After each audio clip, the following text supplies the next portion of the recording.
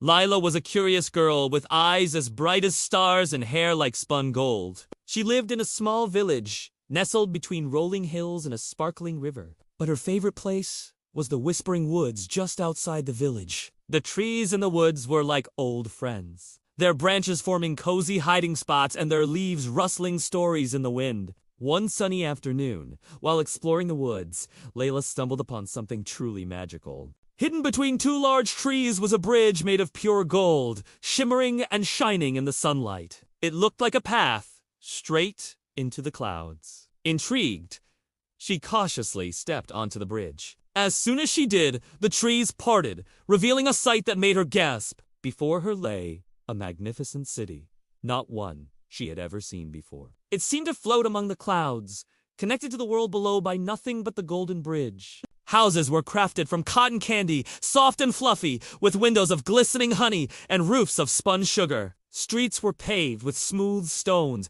and lined with flowers that changed colors with the breeze. And instead of birds singing in the trees, there were birds that sat on windowsills, gossiping and giggling in human voices. Overcome with wonder!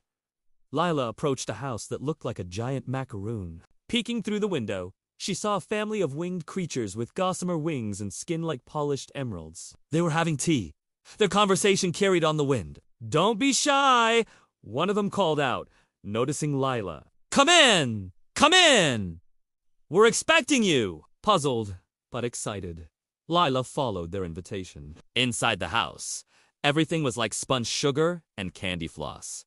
A table overflowed with sweets and pastries. And in the corner sat an enormous bird with feathers like burnished gold. "Welcome to Sky City," it boomed. "I am the Grand Vizier, and you, child, are the Sunbringer we have been waiting for." Leila felt confused.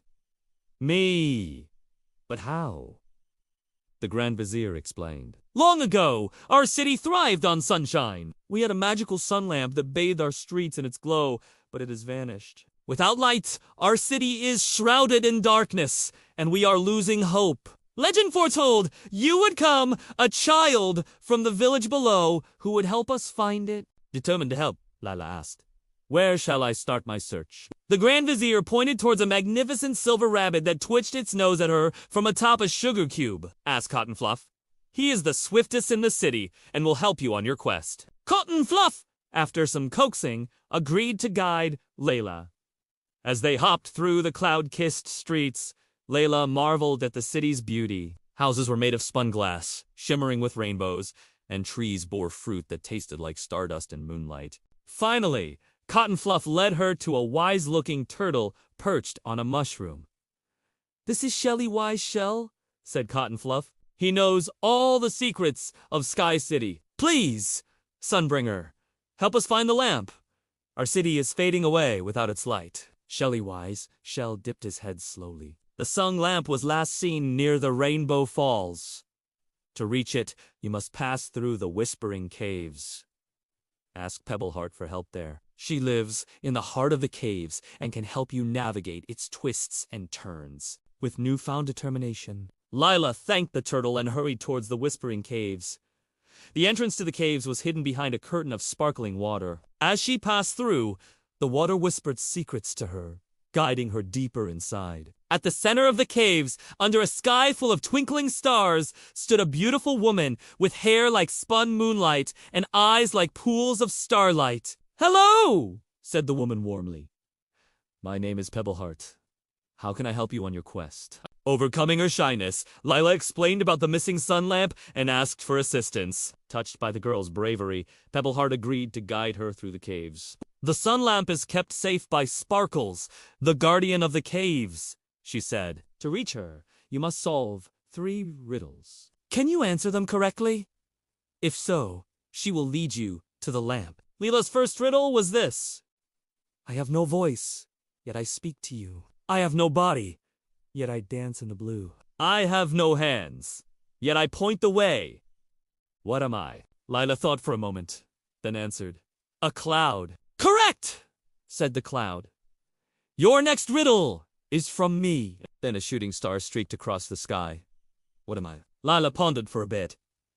"You are a wish," she said, and the star twinkled in delight. Indeed. Very well.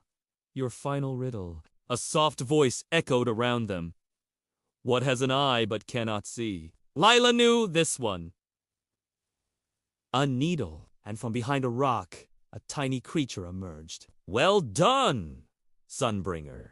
You have shown great wisdom and kindness along your journey. Now I will show you the way to the sun lamp. They arrived at a clearing where a beautiful crystal lamp rested on a pedestal. Its surface shimmered with all the colors of the rainbow, and a gentle light emanated from within. But as Leila approached, a shadow loomed over her. Startled, she looked up to see a fierce-looking bird with sharp talons and eyes like burning coals. "Who are you?" she asked, her voice trembling slightly. "I am Cinderwing," the bird replied, "and this sun lamp is mine. No one, not even you, can take it from me." Leila knew that arguing or trying to take the lamp by force would be no use, so thinking fast, she said, "Cinderwing, why do you want the sun lamp all to yourself when everyone in Sky City needs its light?" Cinderwing ruffled his feathers angrily. "Because I am strong and no one can stop me. But why be strong if you have no one to help or protect you? Wouldn't it be better to share the light and have friends?" Cinderwing considered this, then sighed. "I don't know. Maybe I've been alone for so long that I forgot what it's like to have friends. No one wants to be around someone like me, all grumpy and fierce." Touched by his words, Leila offered him a warm smile. "Well, I want to be your friend, and if you share the lamp with everyone, I'm sure many others will want to be your friends, too." Cinderwing stared at her for a moment, then hesitantly took a step closer. "Really? You want to be friends with me?" "Of course," said Leila. And Cinderwing couldn't help but feel a warmth spread through his chest, a feeling he hadn't felt in a very long time. Realizing that true strength came not from power, but from friendship and kindness, Cinderwing nodded. "You are right, Sunbringer. Let us bring light back to our city." Together, they carried the sun lamp back to the Grand Vizier. As the first rays of dawn touched the city, the moment the sun lamp was placed back in its pedestal, Sky City awoke in a blaze of golden light. The citizens, their faces illuminated with joy, cheered for Leila and Cinderwing. The Grand Vizier, his eyes shining with gratitude, presented Leila with a beautiful silver pendant. "This is a token of our city's appreciation for your bravery and kindness." With a pendant around her neck, Leila stepped back onto the golden bridge. As she waved goodbye to her new friends, she knew she would never forget her magical adventure in Sky City. Back in the Whispering Woods, the familiar sounds of birdsong and rustling leaves welcomed her. The golden bridge was once again hidden, leaving no trace of the incredible city in the clouds. But Leila's adventure stayed with her. A reminder that even the smallest person can achieve great things with a kind heart and a little courage. From that day on, whenever the sun shone through the trees or a shooting star streaked across the night sky, Leila smiled, remembering her wonderful friends in Sky City and the importance of friendship and kindness.